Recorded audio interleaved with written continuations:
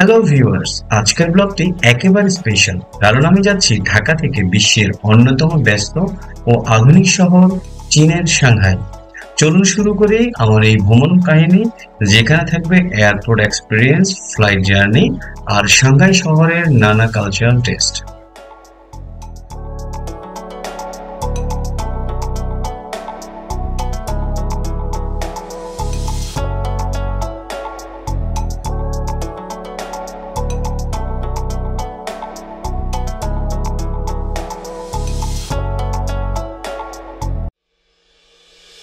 ভ্রমণের শুরুর সময়ই থাকে এয়ারপোর্টে baggage check in, security clearance সব মিলিয়ে আলাদা এক মুড তৈরি করে।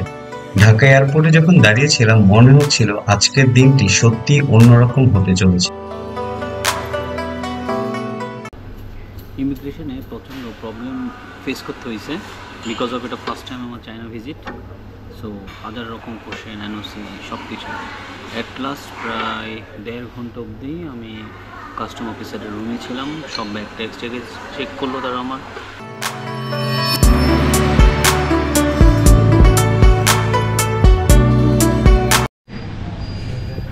আমাদের গেট নাম্বার পড়েছে 5-এর এ। সো আমরা লঞ্চ থেকে বেরিয়ে এখন 5-এর এর দিকে যাচ্ছি। আজকের জার্নির সাথী হয়েছে চায়না ইস্টার্ন এয়ারলাইন্স কুমবিং পর্যন্ত। সেখানে তারা ফ্লাইট ট্রান্সফার করে সাংহাই এয়ারলাইন্সকে দিয়ে দিবে পুরং পর্যন্ত। এই চায়না ইস্টার্ন এয়ারলাইন্সে করেই আমরা 2 ঘন্টা 20 মিনিট ধরে পাড়ি দিব চায়নার কুমবিংয়ে। সেইখান থেকে আবার ডোমেস্টিক এয়ারলাইন্স করে আমরা যাব সাংহাইতে। তো এই কুমবিং আর সাংহাইয়ের যে মাঝখানে যে ট্রানজিকশানটা, সেটা 6 ঘন্টা আমাকে ওয়েট করতে হবে কুমবিং এয়ারপোর্টে। তো জানি না কতটুকু দুর্বিষহ হয়, আপনার সাথে পুরো অভিজ্ঞতাটুকু শেয়ার করছি। ফ্লাইটে ওঠার পর জানালার বাহিরে তাকিয়ে দেখলাম ঢাকার আলো ঝলমলে শহর ধীরে ধীরে ছোট হয়ে যাচ্ছে। এই মুহূর্তটাই বুঝি ভ্রমণের সবচেয়ে emotional part.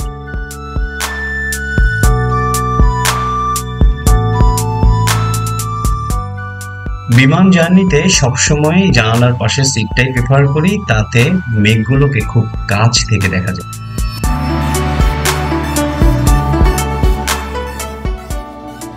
In flight mill, cabin ক্রুদের সৌজন্য আর যাত্রীদের ব্যস্ততা সব মিলে এক ধরনের আন্তর্জাতিক কালচারের স্বাদ পাওয়া যায়। তবে এত খরচ করে চায়না ইস্টার্ন এয়ারলাইন্সের এই 2.5 ঘন্টার ভ্রমণে কুমবিং পর্যন্ত এমন হালকা খাবার আসলেই আশা করিনি।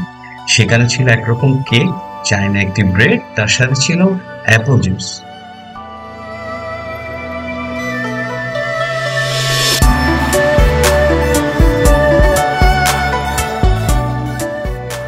ঘড়িতে বেজে বাংলাদেশের সময় 3টা, সে সময় চায়নার টাইম 5টা। সো আমরা দেখতে দেখতে খুব কাছেই কুমবিং শহরের প্রাণকেন্দ্র কুমবিং এয়ারপোর্টে কিছু সময় পরে আমরা নামব।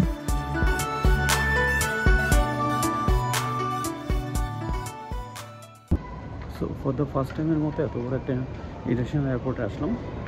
সো এখন ইমিগ্রেশনে ঢুকবো। ইমিগ্রেশন ক্লোজ করে আবার প্রায় 4 ঘন্টা পর ডোমেস্টিক এয়ারলাইন্সের যে ফ্লাইট আছে পুডংয়ের জন্য, সেটার জন্য রেডি হতে হবে।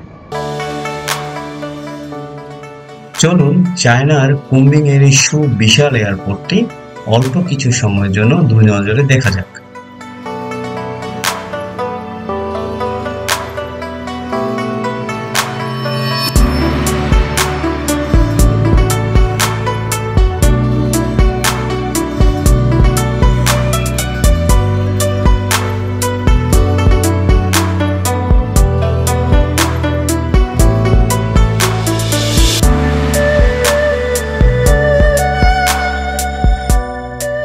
ওয়ার্ল্ডের সবগুলো ব্র্যান্ড এখানে, কোচ, আরমানি, দ্য টরি ব্যাঞ্চ, সবগুলো আপনি এখানে পাবেন। ওনাদের নিজস্ব কিছু ব্র্যান্ড আছে এখানে, সেখান থেকে আপনারা ডিউটি ফ্রিতে পারচেস করে নিতে পারেন।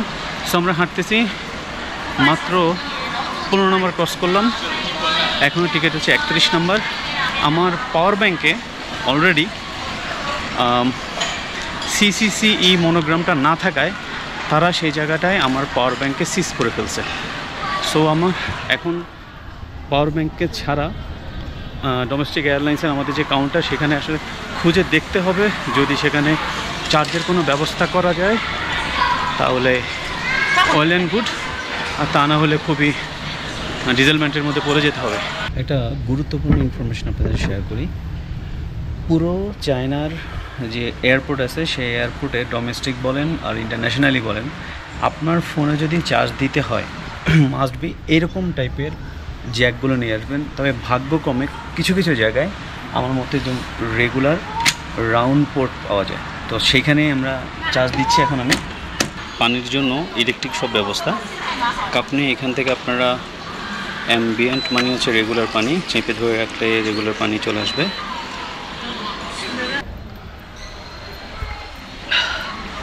যথেষ্ট পিওর ওয়াটার। সো এই পেপার গ্লাসগুলো আপনারা নির্দিষ্ট বিনে ফেলতে হবে। এখানকার টয়লেটগুলো এত অত্যাধুনিক, আপনাকে কোনো কিছুই নিজে থেকে পুশ করতে হবে না, অনলি ফর হ্যান্ড ওয়াশ ছাড়া। বাদবাকি সবগুলো ইলেকট্রিক ওয়েতে চলতে থাকবে। এই কুম্বিং এয়ারপোর্টে, চায়না এয়ারপোর্টে এরকম ছোট ছোট কিউব ডেস্ক আছে। এখানে বেশি সময় ট্রানজিট যদি হয়ে থাকে আপনারা বসে একটু রেস্ট নিতে পারেন, দিস ফ্রি। আর এই চেয়ারগুলোর একটা মজার জিনিস হচ্ছে এই চেয়ারগুলোতে মাসাজ আছে, মাসাজ অপশানটা আছে। সো সেই ক্ষেত্রে আপনারা যদি রিল্যাক্স হতে চান সেক্ষেত্রে আপনারা এখানে ইউটিলাইজ করতে পারেন আপনাদের সময়গুলোকে। চায়নাতে যখন কুম্বিংয়ে যখন আপনারা প্রথম আসবেন, কুম্বিংয়ে এসে ওদের মেইন ইমিগ্রেশন অফিসারদের কাছে যাওয়ার আগে একটা রেগুলার ইনভেস্টিগেশন একটা থাকে, টেবিল থাকে। তো সেই ক্ষেত্রে প্রচুর পরিমাণ কোশ্চেনের আপনাকে উত্তর দেওয়ার জন্য প্রিপারেশান নিতে হবে। তো এখানে একটা মজার জিনিস হচ্ছে তারা খুব একটা ভালো ইংলিশ বলতে পারে না, তো তাদের এখানে ভয়েসটাকে ট্রান্সলেট করার জন্য একটা মোবাইলের মধ্যে একটা ডিভাইস আছে, সেটা দিয়ে তারা আপনাকে আপনার ভাষায় করার চেষ্টা করে, বাট আপনাকে প্রপারলি আনসার দিতে হবে। আর সবচেয়ে বেশি ওরা ফোকাস করে ওদের চায়নায় আপনার পরিচিত কেউ আছে কি না, তারা ফোন দিয়ে ইনভেস্টিগেশন করে যে আসলেই আপনি আসতেছেন কি না আজকে। আপনার হোটেল রিজার্ভেশনের যে ডিটেলসটা আছে সেটার সাথে কিন্তু তারা ফোন দিয়ে চেক করবে যে এরকম কোনো গেস্ট আজকে উঠবে কিনা। আর টু বি অনেস্ট ভাই, আমি আমার দেশকে প্রচণ্ড পরিমাণ ভালোবাসি। আমি অনেক গর্বিত যে আমি বাংলাদেশের নাগরিক। আমি জানি না আমার সাথে আপনারা কতজন মত পোষণ করবেন। এই সবুজ কালারের পাসপোর্টটাকে বর্তমানে বিভিন্ন দেশ এত নেগেটিভ সেন্সে নিচ্ছে, মানে সত্যি কথা আজকে আমি যে পরিমাণ হ্যারাসমেন্টের শিকার হয়েছি আমি আপনাকে বোঝাতে পারবো না। আমার সাথে বাংলাদেশের আরেকটা ভাইও ছিল, উনিও যাচ্ছে বেজিংয়ে। সো ওনাকেও প্রচণ্ড পরিমাণ জিজ্ঞাসাবাদ, দুইটা স্তরে জিজ্ঞাসাবাদ, ব্যাগ চেক, আমাকেও তাই। পুরো ব্যাগ চেক করলে আমার ল্যাপটপে কী ডকুমেন্টস সেটা দেখলো, আমি ব্লগিং করতেছি, আমি কোনো টেররিস্টটাকে ব্লগিং করতেছি কি না সেটাও দেখলো, আমার ব্লগিংয়ের সাবজেক্ট কী সেটাও দেখলো, আমার মোবাইল ফোন দেখলো, ফ্যামিলি পিকচার দেখলো। সো ইটস ট্রিমেন্ডাসলি মানে একটা horror journey in custom. Guys, আমাদের পুডংয়ের যে সাংহাই এয়ারলাইন্সের টিকিটের অলরেডি বোর্ডিং পাস শুরু হয়েছে। সো আগে বিজনেস ক্লাস যাবে, তারপরে আমরা ইকোনমি যাব, তো হোপফুলি 30 মিনিটসের মতো লাগবে। সো কুম্বিং এয়ারপোর্টে এসে আমার এলাকার ভাইদের সাথে দেখা হয়ে গেল। আলটিমেটলি বিদেশের মাটিতে এইরকম অপরচুনিটিগুলো সবসময় হয় না। সো ভাইদের সাথে আমরা একটু একটু করে পরিচয় হই। আমার নাম হচ্ছে রকিবুল হাসান, আমি জাপানে থাকি, এখন হচ্ছে জব ভিসায় আসছি। আসসালামু আলাইকুম, আমি নবীন, জাপানে থাকি, এখন ছুটিতে বাড়ি থেকে আসছি। আসসালামু আলাইকুম, আমি ফিরোজ মাহমুদ লিটন, জাপানে থাকি, ছুটিতে বাড়িতে গেছিলাম, এখন ব্যাক করছি জাপানে। আবারও যাত্রা শুরু, প্রায় 2.5 ঘন্টার মতো আমরা ওয়েট করেছি। যদিও ফ্লাইট দিলে আমরা সবাই বোর্ডিং পাস করে এখন ডোমেস্টিক এয়ারলাইন্সে উঠবো। দেখা যাক যাত্রাটা কেমন হয়। অলরেডি এখানকার সময়ে 11টা ছুঁই, আর বাংলাদেশ সময় অলরেডি 8টা 45-এর মতো বাজে।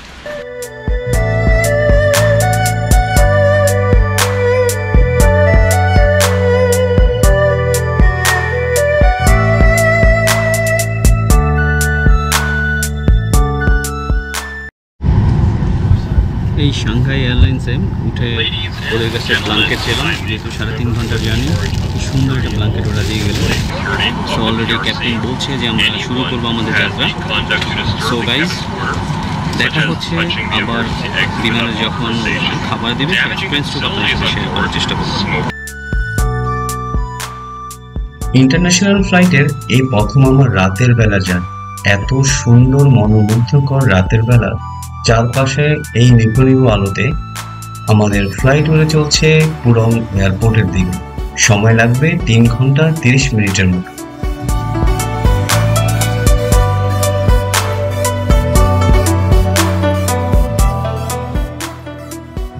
বিরতি পথে পেলাম 1 প্যাকেট সল্টেড নাট, তার সাথে অ্যাপল জুস আর মিনারেল ওয়াটার। অবিরত আপনি যতবার চাচ্ছেন ততবারই পাবেন। সো আমরা 3.5 ঘন্টা পর পৌঁছালাম পুরং এয়ার। রাত বাজে 3:30টার মতো এখন পুরং এয়ারপোর্টে। সেখান থেকে আমার ফ্রেন্ড যে গাড়ি ম্যানেজ করে দিয়েছে তার সুপারভাইজার অলরেডি আসছে, তো গাড়িটাকে আমরা খুঁজতেছি। তো গাড়িটা পেলে আমরা এখন এখান থেকে মুভ করবো আমাদের গন্তব্য যে হোটেল। হোপফুলি আরও 1 ঘন্টার মতো লাগবে। দীর্ঘ ভ্রমণের পর আমরা প্লেন ল্যান্ড করলো সাংহাইতে। তখনই বুঝলাম আমি ঢুকে পড়েছি এক অনন্য জগতে। বিশালতার এয়ারপোর্ট, মানুষের ভিড় আর শৃঙ্খলিত সিস্টেম, সবকিছুই বাংলাদেশ এয়ারপোর্ট থেকে একেবারেই আলাদা।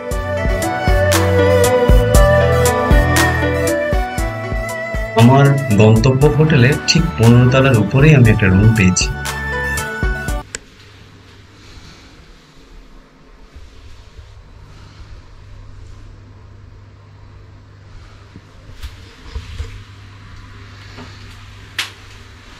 এখানে একটা বক্স পেয়ে যাবেন যেখানে আপনারা জিনিসপত্র রাখতে পারবেন।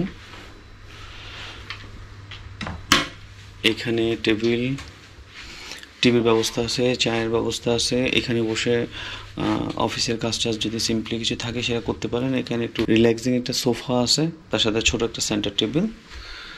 View is really nice. আমি ভিউটা একটু পরে আপনাদেরকে দেখাচ্ছি। আর এই হচ্ছে বিছানা ঘুমানোর, কিং ডিলাক্স। ওদের প্রত্যেকটা বেডই কিং ডিলাক্স আলটিমেটলি।